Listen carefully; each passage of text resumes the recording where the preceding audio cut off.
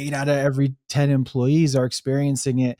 US companies alone are spending $300 billion per year in issues directly related to stress and missed work days because of stress. I think it's the awakening within the corporate culture to realize that implementing mindfulness into a corporation isn't just making yoga an option on Saturday mornings. It's much deeper than that, and it needs more care. Welcome back, everyone, to the Future of Work podcast. I'm Daniel Lamadrid, Associate Publisher of allwork.space. And today I'm with someone who I've been looking forward to meeting and exploring their subject matter expertise. Kurtis Lee Thomas, welcome. It's nice to have you. Thank you for having me. I appreciate it. Awesome. Today we're going to be talking a little bit about what is going on in the workplace, and as many are calling what we're living today the infinite workday. Burnout, stress, anxiety, it's all coming into this big snowball effect where both leaders and employees, no, regardless of their level within their companies, are feeling it. They're feeling it, and we're going to be talking about your breathwork detox and how this could help any professional, any leader at any stage in their careers. Having said this, Kurtis, what are you seeing on your side of things in regards to burnout and anxiety? I mean, because there's a lot of stats out there and reports, but I think overall, what everyone is agreeing with is that burnout is at an all-time high. 8 out of 10 employees feel exhausted. They're coming into work not knowing what they're doing. I can sometimes relate to that, but what are you seeing on your end? Yeah, what I'm seeing is that things are catching up to people. And Yep. when you go through a lot in your personal life, and that's always going to bleed over into your professional life, because wherever you go, there you are. So Yep.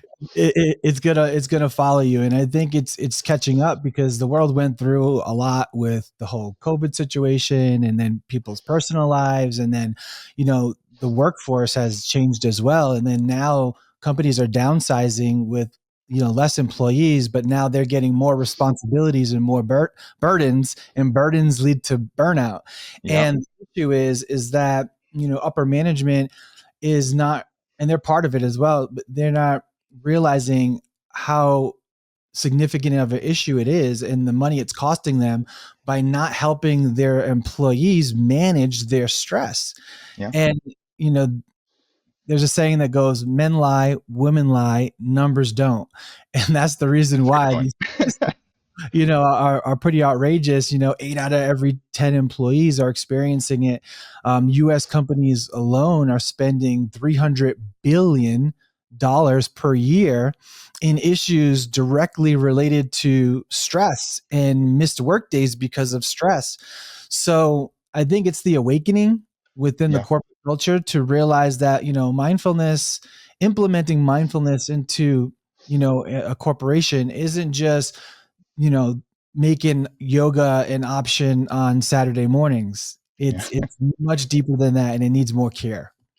Yeah, and I believe, and we're gonna get into it, but there's data out there that proves that for every dollar a company invests in an employee for their mental health, their wellness, however that may be, through yoga, mindfulness, therapy, the ROI is twice as much. And they're not seeing that, right? For every dollar they invest, they're getting two in return, and they keep their employees happy. Productivity goes up, and I really found something interesting that you just said. It's not just a bottom down issue. It's also a top down issue. Currently, managers, they're in charge of making sure that their team is well and they're all doing what they're supposed to be doing. But right now, there's also a thing where managers have reached a burnout level that we haven't seen before, and who's taking care of them, right?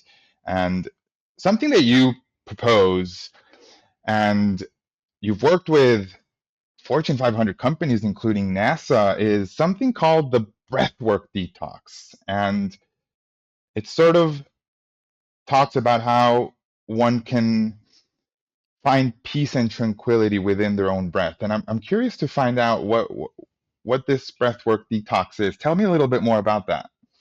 So first of all, I'll explain what breath work is because people might not be familiar with that term. The yogis might know it as pranayama. Okay. Breath work would be like, what is that? Breathing?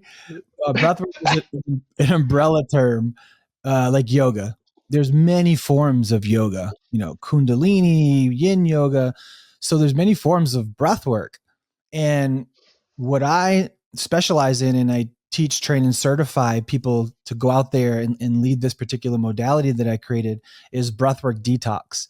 Breathwork detox is by far the most powerful, somatic, cathartic breathing technique in the world.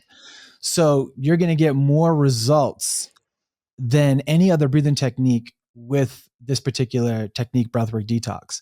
Now, I do teach other techniques, but those are more used for the maintenance.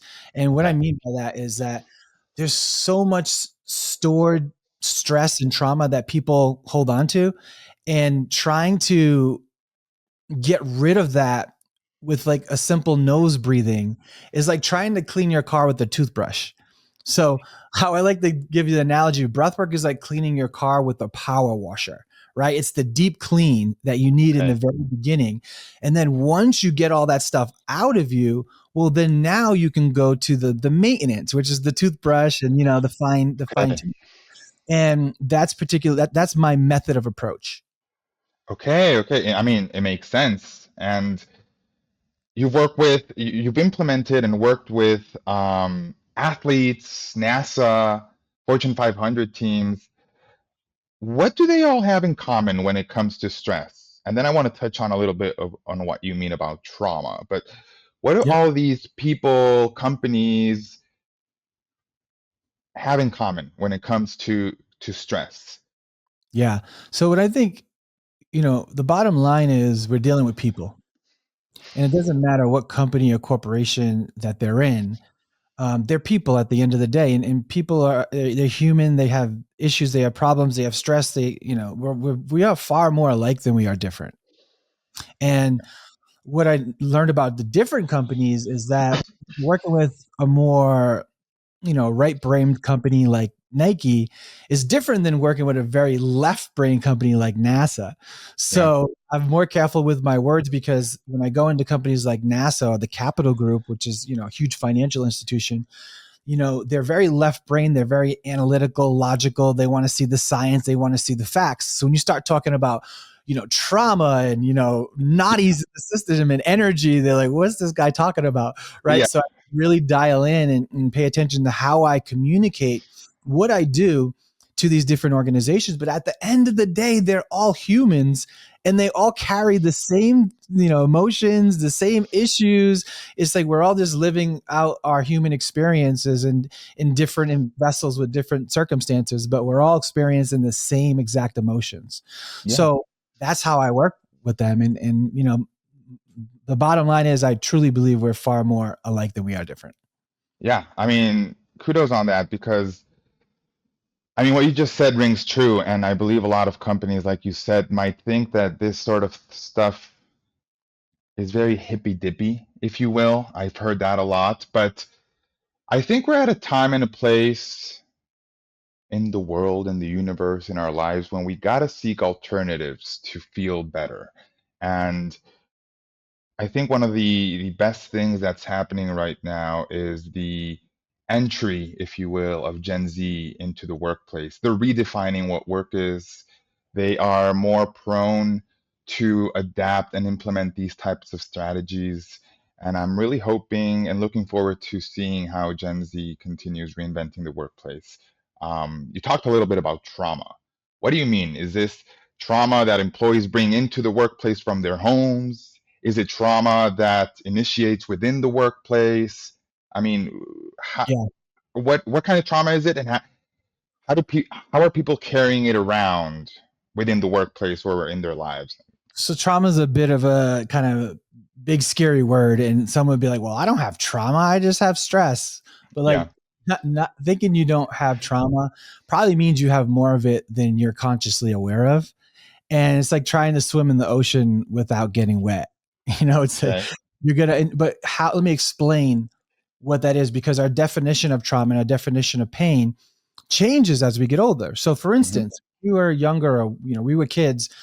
If we didn't get picked in dodgeball and we were last, or we got pushed off the swing, right? Or we got bullied. Now, that's silly stuff to us now as adults, but Yeah. as a child, that's traumatic. Yeah. Yeah. And what happens is we don't have the emotional intelligence as children to process those emotions. So what they do is they actually store in the body when your mind can't process them. So, the mind always tends to think in the future, but the body holds on to the past. That's why they say the issues are in the tissues and the body keeps score. So then now this is the reason why this CEO, this manager is going through their day and their lower back is always sore and their shoulders always hurt and this pain. And then you just learn to live with it. It's actually blocked energy inside the body from stored stress or trauma, whatever it may be. But we have the ability to clear that stuff out. We just were never taught. And once I found this technique that directly links to all the energy highways in the body, and it begins to clear those things out, that's when it was a game changer for me.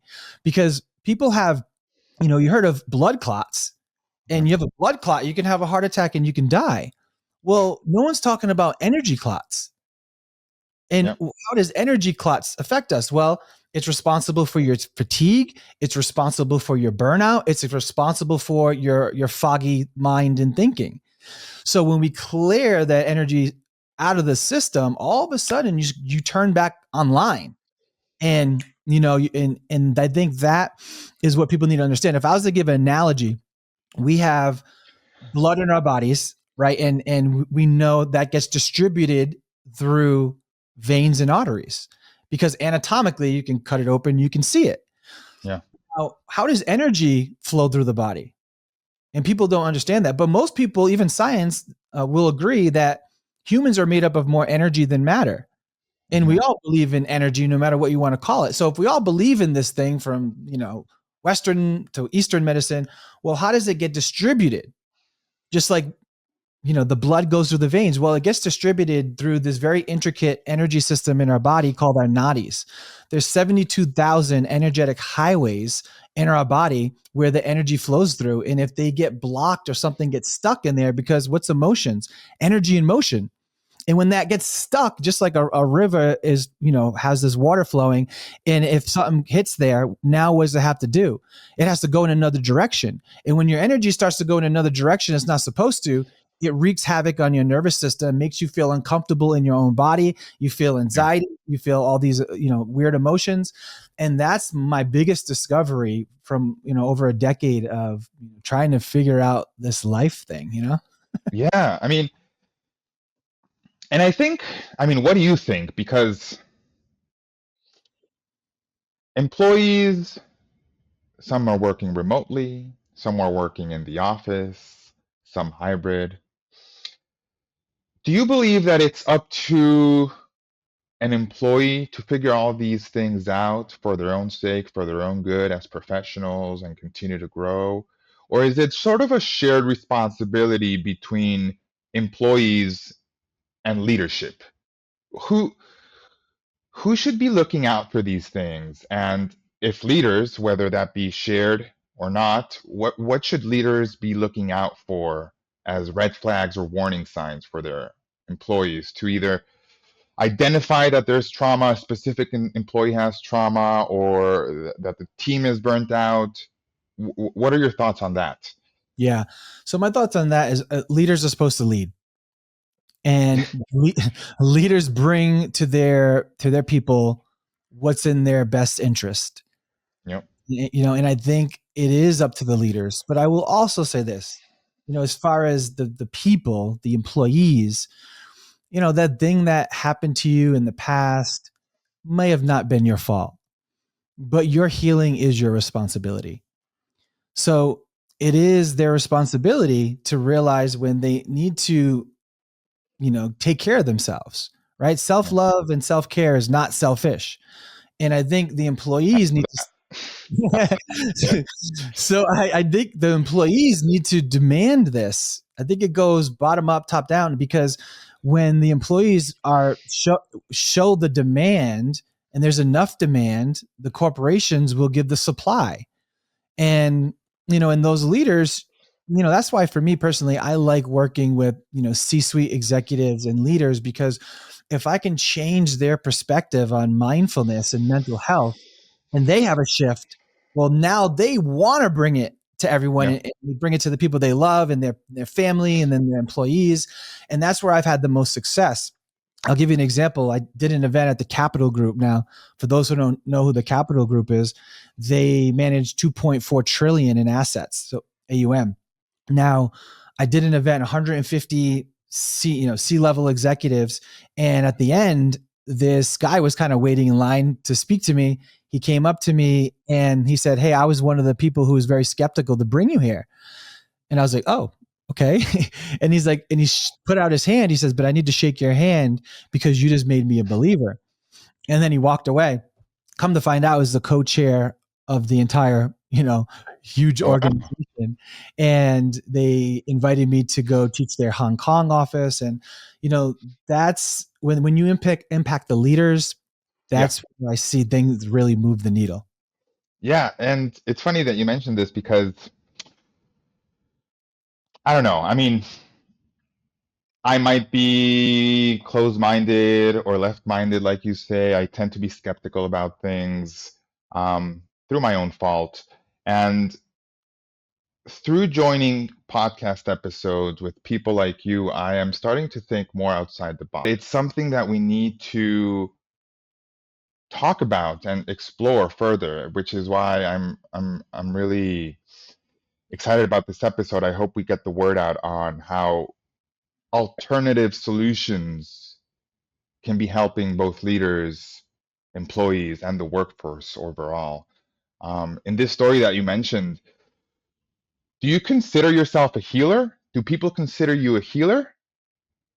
I think other people would consider me a healer. And I think any real healer knows that they're not healing anybody. We're just showing them the way or the tools and the resources within them so they can heal themselves. And I truly believe that. Amazing. Yeah, yeah, that makes sense. That makes total sense. What what do you see the workplace looking like in maybe 5 to 10 years? What would a well workplace look like in 2030, according to you? What Yes. what, what is it that leaders would start to implement that we would already see results in 5 to 10 years? What are your thoughts? Yeah. So, remember when Google set the precedent for workplace culture and they changed the game and, allowed people to come in flip flops and they had ping pong tables and they had, The bean bags and the slides from one office to another. Yeah, yep, yeah, yeah, it's, it's like a circus in there, right? It's like Disney. And, that was cool. And a lot of companies started implementing that culture. Well, after COVID, nobody wants to go into work anymore. So all those things really don't matter. And so many people are working from home and the statistics are going up. So what I believe how Google, is like, hey, we need to build really cool offices and workplaces so people want to come to work. I think the shift that we're going into now is how much do the employees care? I mean, the company care about their employees, right? And how do they show that care?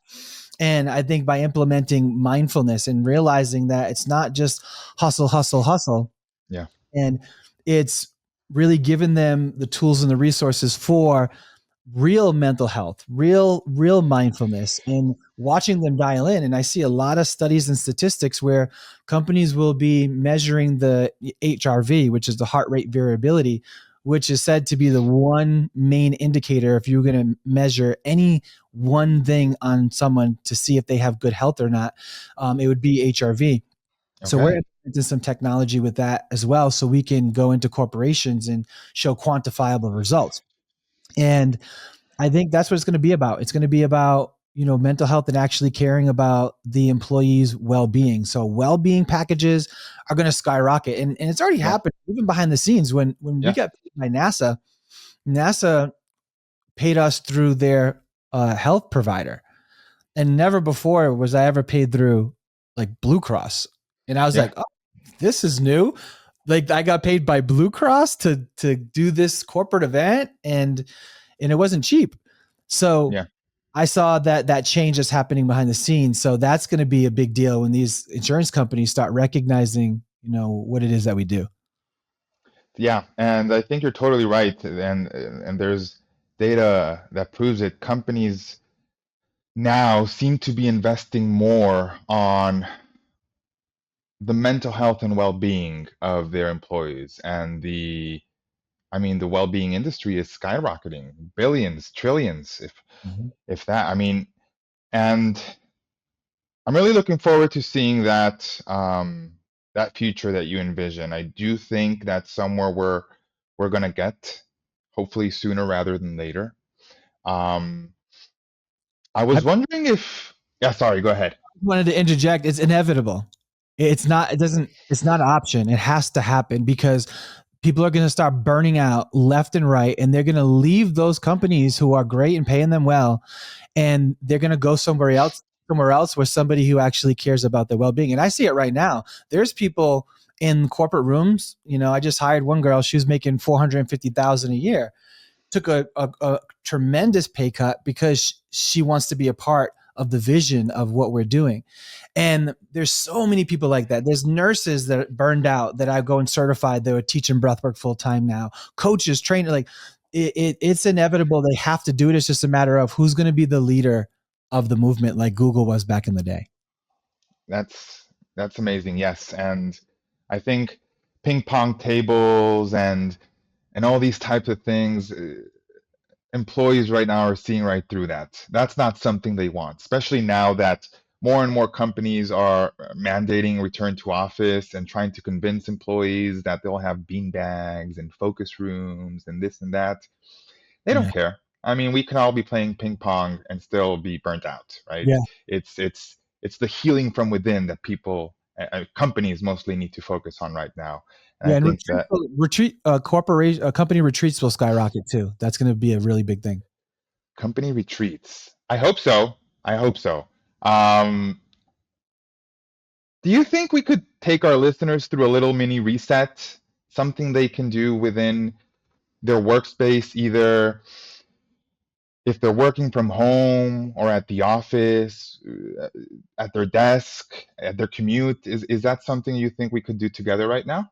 Yeah. So I'll give you one of my favorite. This is a good one to do at home, and I'll tell you why. Okay. I believe this is actually the most underrated breathing technique out there. And Okay. it's um it's called the sigh. The sigh. So Okay. so think about this. The body is the most advanced biomechanical machine on the planet, right?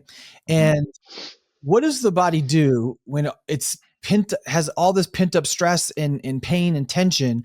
It goes like this, it goes like this, and then when it needs to release it, it goes it Yeah. does a sigh of relief. Yeah. So the sigh is the body's natural pressure release valve when pain, tension, and stress accumulate to the highest level. It'll And we build. tend to do it not consciously, right? We tend to do it without even knowing. The Well, body exactly. does it. It's an Now, what, exhaust. now, what if we did it consciously? It not Okay. only has the same effects, it actually has better effects because if you do 3 of them in a row, every sigh that you release, you're releasing a layer of stress. So if someone was to sit here, and I like to do it, you can do it in the mouth or in through the nose. I like to do in through the nose, out through the mouth with the sigh, always out through the mouth with the sigh. You Okay. you fill yourself up, 1, 2, 3, and then let it go. But it has to be a loud and obnoxious release, Okay. right? So Okay. let's do it even more louder and more obnoxious. Ready? 1, 2, 3. Oh, So you amazing. do 3 of those in a row, and like I already feel my mental state shift. I already feel energy flow through my body just from those 2 that I did. So do 3 of those in a row. Now, the reason why I say it's good to do if you work at home, you could do it in the workplace. But what I noticed was when people do it and they're like, people are like, whoa, what's wrong with you? Are you okay? The reason why they do that is because naturally when someone does a sigh, they know that they're stressed. Yeah. So, but really they're releasing the stress. Yeah. And I think that's a super powerful one. Now, one to do if you're in the workplace is very easy. It's called the box breathing. Navy SEALs use this. I've heard And of it, yes. yeah, so pretty much there's going to be an action at the top of the breath and the bottom of the breath. So let's just say you go in through the nose for 4 seconds. Everything's 4 seconds. 4 seconds into the nose. 1, 2, 3, 4. Now hold it for 4 seconds. Now release it for 4 seconds. And at the bottom of the breath, hold it for 4 seconds. Now breathe in for 4 seconds. Hold it for 4 seconds. Release it for 4 seconds. And at the bottom of the breath, hold it for 4 seconds. And you repeat that box breathing. And Is that normal? Is that because I got dizzy? Is that normal? Well, yes, because your body hasn't been trained with the CO2 and whatnot. But the more you do that, you won't get dizzy because your lung capacity will expand. You'll balance more of the oxygen CO2 in your body, and you'll be able to go much longer actually. Okay, that's amazing. And I used to do yoga, Bikram yoga. They now call it hot yoga because of many reasons. And we used to do these exercises a lot. And yes, the more I did them personally, the more experienced I would be in holding in and the lung capacity that you say. Kurtis, I mean, I think the work that you're doing is amazing. Hopefully, we can reach a point, and I think, like you said, let's think that it will be inevitable, where these kinds of exercises, breath work, all these alternative solutions to mental health and well-being can be adapted into workplaces, where maybe in the future we don't just have phone booths, but we have breathwork booths and people can go in and sigh as loud as they can in there, right? Or where it's normal to just hear someone sigh in the office and not make a big deal out of it. I truly hope that we get to that point. Where can our listeners, leaders, find more of the work that you're doing? How can people reach out for whatever reason that may be? Yeah, the easiest way would be to go to our main program suite landing page, which is breathworkdetox.com. So just type in breathworkdetox.com and then that will come up and then you can do a virtual event. We do virtual events every 2 weeks and people log in from all over the world if they want to kind of taste the Kool-Aid of the breathwork detox modality. And then there's free consultations if somebody wants to get certified and become a teacher. We do live in-person trainings or virtual trainings. So we have a whole program suite, so they can just go there and just peruse that. And then if they want to contact me on Instagram, my name's Man from the Stars, one word, Man from the Stars. I'm pretty good with getting back to people if they have questions. Awesome. That's amazing. Quick question before we take off. Are you seeing a trend?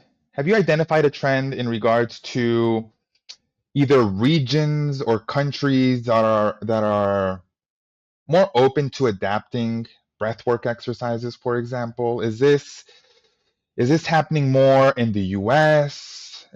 Are people or companies more prone to accepting this in Europe? Is there something that you've identified so far? I Yeah. know, and I'm going to assume, sorry to cut you off, that maybe where you're from in Utah, this is something that more people are open to. And maybe people in other states think more skeptically. Have you identified a trend? I'm curious. Uh, yes, because I'm from both East Coast and West Coast, Okay. from LA and in Rhode Island. And it all starts on the West Coast, right? And if you think about it, all the yoga and the vegan and the smoothies, like people used to make fun of that stuff back in the day. I don't know if you Yeah. remember. Yeah. And it was all like California, Beverly Hills type of thing. And then slowly that just became culture all throughout and eventually hitting New York City and in the East Coast. And so, just in the United States alone, it comes from the West and then goes to the East. And I saw the resistance in the very beginning when I first started this in the East Coast, but West Coast, they were more open to it. And now the whole entire country, there's this breathwork boom that's happening right now. And as far as other countries, we've served about 27 different countries from people logging on from all the virtual. I haven't ventured too much into international Okay. corporate breathwork. That is actually what I'm doing this year. So I'm Okay. moving into the UK and Australia, and we're going to start testing those markets to see, if we can really expand this thing globally. Oh, that's amazing. Maybe we can catch up sometime in another episode and see what you've discovered. That's amazing. I love that. Let's do that. Awesome. Curtis, thank you so much for joining us. Thank you for the work that you're doing. I really hope that we get to talk soon and explore further what other things and trends you're finding and seeing. Um, and to our listeners out there, if you're feeling the pressure, remember that wellness isn't a luxury, like Curtis said. It's infrastructure for modern work. It's our bodies. Curtis, thank you so much for coming on board, and I hope to talk to you soon. Thank you so much. Thank you, everyone. And if you enjoyed this episode, leave us a review or share it with a friend who needs to catch a breath. That's all for today. Thank you. If it's impacting the future of work, it's in the Future of Work podcast by allwork.space.